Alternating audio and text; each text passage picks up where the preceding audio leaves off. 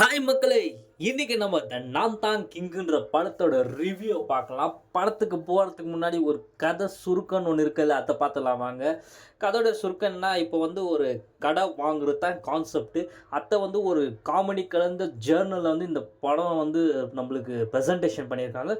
நேற்று ரிவ்யூவருங்க எல்லாருக்குமே ஒரு ஷோ போட்டாங்க. அவங்க சைட்லேருந்து ரிவ்யூ எல்லாமே ஊ ஓ இருந்துச்சு. ஆனால் படத்தில் நம்ம போய் பார்த்தா இது ஹானஸ்ட் ரிவ்யூ.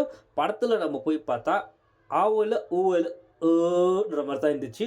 ஒரு ஃப்ளாட்டான கோடு மாதிரி, அதாவது இப்படி ஏறியும் இறங்கலை, இறங்கியும் ஏறலை, ஒரு ஃப்ளாட்டாக. சந்தானம் கொஞ்சம் கதை இன்னும் செலக்ட் பண்ணுறதுல தொய்வாக இருக்காருன்னு நினைக்கிறேன்.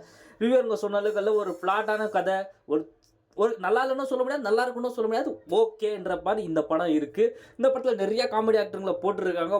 படம் காமெடி சில இடத்துல இருந்தாலும் சில இடத்துல நம்மளுக்கு காமெடியான்ற அளவுக்கு முகம் சொல்லிக்க வைக்குது. இருந்தாலும் ஓகே. இப்போ இருக்கிற இந்த ஸ்டாரு அரண்மனைக்கு அப்புறம் எந்த படமும் சரியாக போல். இதுவும் போகுமான்னு தெரியல. ஒருத்தர் இருந்தால் பார்க்கணும். நான் போன தேட்டரில் 100 பேர் கூட இல்லை, ஒரு 75 பேர் இருந்தாங்க, 500 தேட்டர் கெப்பாசிட்டியில்.